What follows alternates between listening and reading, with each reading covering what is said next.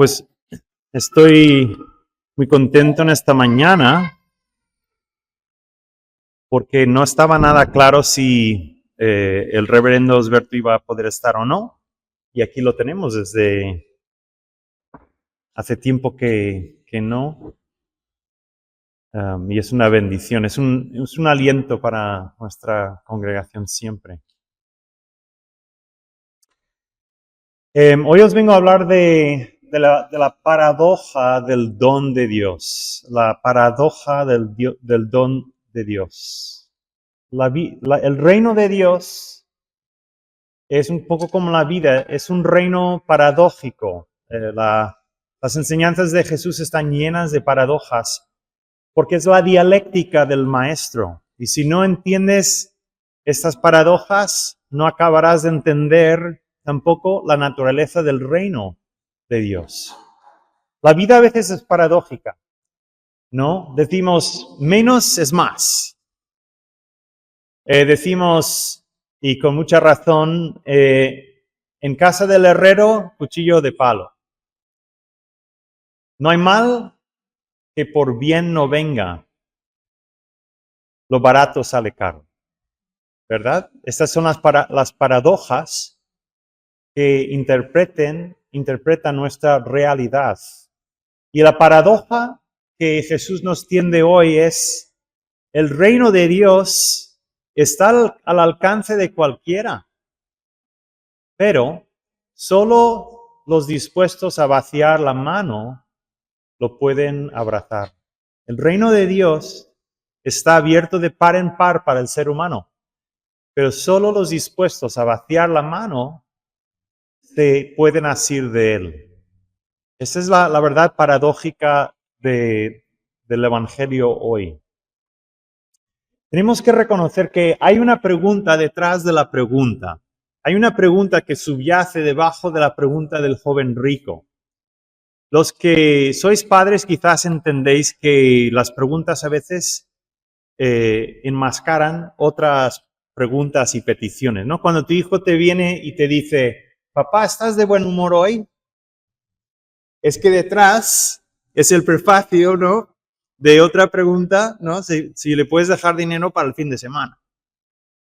Y según el Papa Juan Pablo II, en su análisis del texto, este joven rico viene con una pregunta sobre reglas, normativas, mandamientos, pero en realidad lo que hay detrás de su pregunta es una sed de plenitud de vida que todavía le elude. Sed de plenitud de vida, lo cual todavía le elude al joven rico. Y esa es la razón por la que ningún mandamiento que Jesús habría podido enumerar habría resuelto la inquietud del joven, porque estamos sedientos de Dios y solo Dios puede saciar la sed.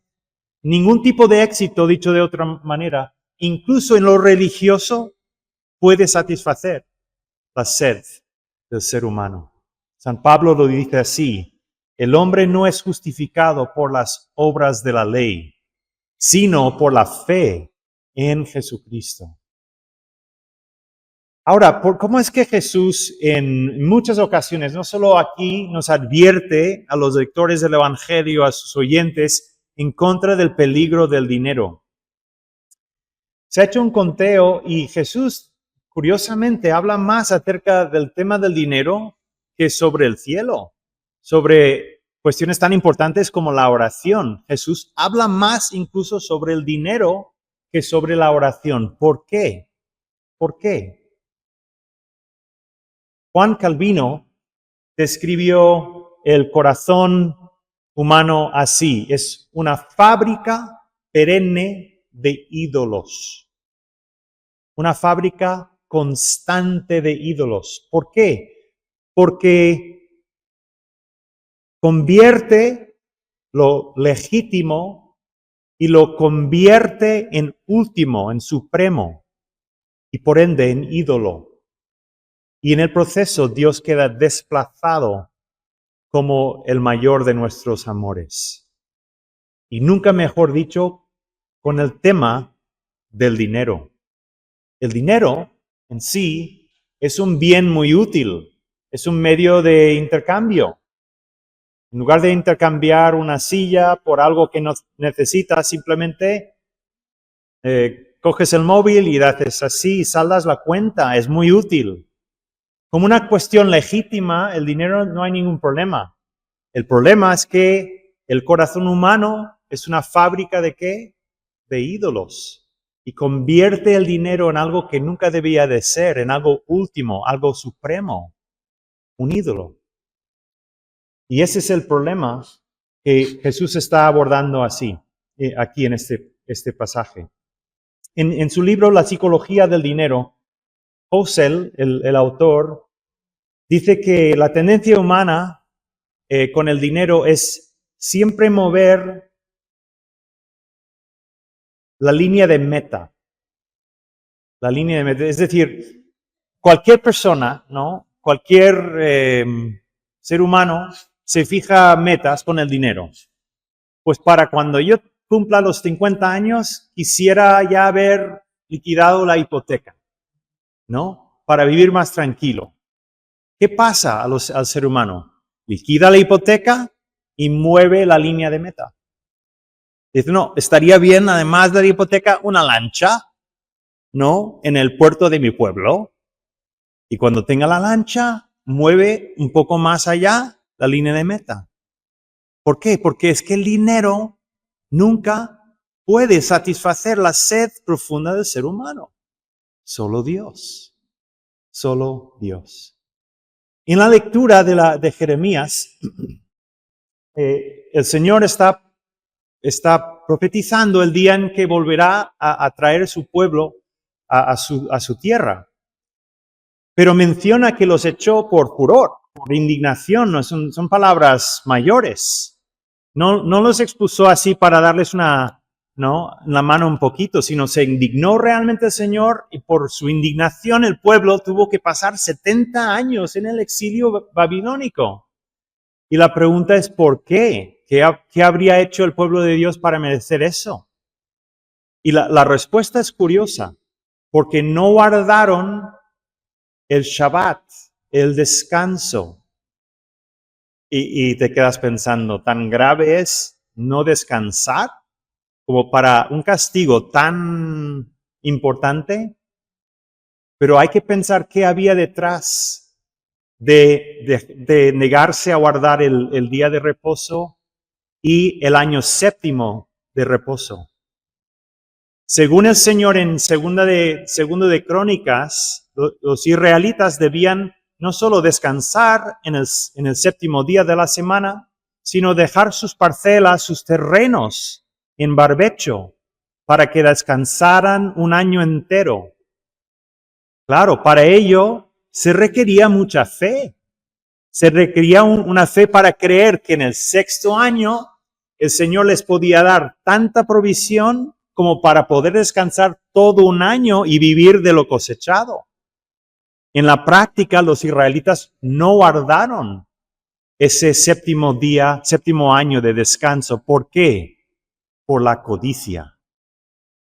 Hombre, vos di un año entero sin cosecha, un año entero sin poder vender mi producto. Claro, por la codicia nunca respetaron la ley de Dios y por ello el Señor los mandó al exilio. Este es el problema de la codicia. Siempre mueve la línea de meta. Necesito un poco más, un poco más. Entonces, ¿cuál es el remedio al problema de la codicia? ¿Cuál es el problema del amor al dinero? ¿Es acaso la pobreza autoimpuesta? ¿Es acaso que todos hagamos lo que el Señor le pidió al joven rico? Ir luego del oficio a casa, pedir hora con el notario y vender nuestras propiedades. ¿Es eso lo que el Señor quiere que entendamos? No, no. Y os diré por qué. El Señor dice luego, cuando sus discípulos se echan las manos a la cabeza para entender sus palabras, Él les dice que no hay nada imposible para el Señor. Es decir, que tan fácil es para el Señor salvar al rico que salvar al pobre. El Señor no hace acepción de personas. Y después, quizás más significativo aún, el pasaje que viene justo después de este encuentro con el joven rico es el encuentro de Jesús con Zaqueo, otro rico. Y en el caso de Zaqueo, Zaqueo promete hacer bien a los pobres, pero no promete venderlo todo. No liquida todos sus bienes y sin embargo el Señor le dice, hoy ha venido la salvación a esta casa. Es decir, que el Señor no hace las cosas, el Señor hace las cosas hechas a la medida de cada persona, de cada uno de nosotros. No hay una medida estándar para todos. ¿Por qué? Porque el problema no es el dinero. El problema de este joven rico no es su dinero, es su apego al dinero. Su problema no es el dinero en sí es neutral, es un medio de intercambio. El problema es su apego al dinero. Estaba tan apegado al dinero que no podía vaciar su mano y asirse del reino de Dios, de la amistad con Jesús, que valía muchísimo, muchísimo más. Este es el problema, el apego. En Brasil, esto tengo que reconocer que lo he mirado esta semana en internet y no sé si es cierto o no, porque es una de estas cosas que se cuenta tantas veces y no fui capaz de cerciorarme si esto es así o no, pero quizás os suene, ¿no? Que en Brasil hay una trampa para atrapar monos que se llama cumbuca, y consiste en abrir un agujero en una calabaza justo para que un mono pueda introducir su mano, hace justo la medida, y luego tienden una trampa poniendo una nuez dentro de la calabaza, y si el mono coge la nuez, después el agujero no da para que pueda sacar la mano. Y se quedan atrapados porque son incapaces de soltar. Sea cierto o no, no lo sé. Estuve tiempo. Pero ilustra una gran realidad, una gran verdad del reino de Dios. Tienes que vaciar la mano, bien sea de éxito, bien sea de respeto, bien sea el poder, la influencia que tienes, la fama o el dinero para recibir el reino de Dios, para entrar en amistad con Jesús. Hay que llegar con la mano vacía, no con la mano llena. Dicen que los malos hábitos, la mejor forma de romperlos, no es dejar en seco el hábito, sino reemplazar el hábito malo con un hábito mejor. Y yo creo que pasa exactamente con los apegos. Para romper un apego a lo que sea, aquello que me está impidiendo intimar más con Jesús, lo mejor es reemplazar ese apego con un apego mejor. San Pablo en 2 de Corintios nos dibuja en uno de los cuadros más elegantes, un cuadro verbal, más increíbles acerca de la belleza de nuestro Señor Jesucristo. Porque dice que Jesús desde la eternidad estaba en gloria, todo el resplandor de su gloria eterna.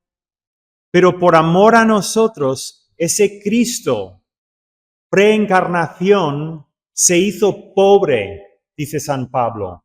Y tan pobre que se hizo hombre, que se hizo bebé, un bebé tan débil que no podía ni siquiera sostener su propia cabeza. Y nació en un pesebre. ¿Qué es un pesebre? Pesebre es el lugar donde comen los animales con todos sus gérmenes, toda su saliva. Ahí es donde el glorioso Hijo de Dios bajó en su pobreza voluntaria, a fin, Pablo dice, de enriquecerte a ti. El Hijo de Dios se empobreció para enriquecernos a nosotros y restaurarnos a la paz con Dios. Apégate a Cristo. Acércate a Jesús.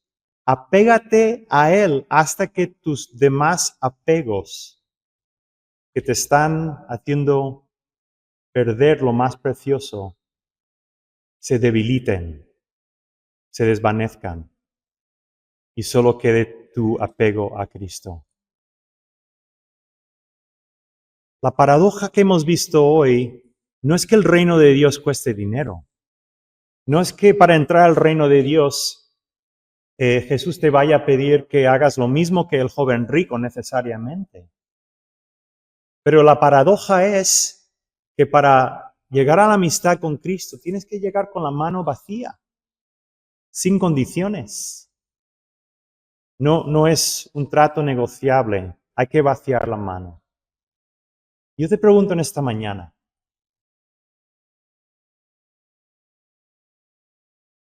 ¿y si Jesús, de alguna u otra manera, te dijera esta semana, Josep, tengo una misión gloriosa para ti. Va a ser una gran aventura. Yo te prometo que proveeré de todo lo necesario, pero te tienes que desapegar de tu tierra. Te tienes que desapegar de tu casa. ¿Qué le dirías al Señor Jesús? El problema, repito, no es el dinero. El problema ni siquiera es tu piso. El problema es el apego. Y no hay apego que valga más que Jesús y su misión para nuestra vida.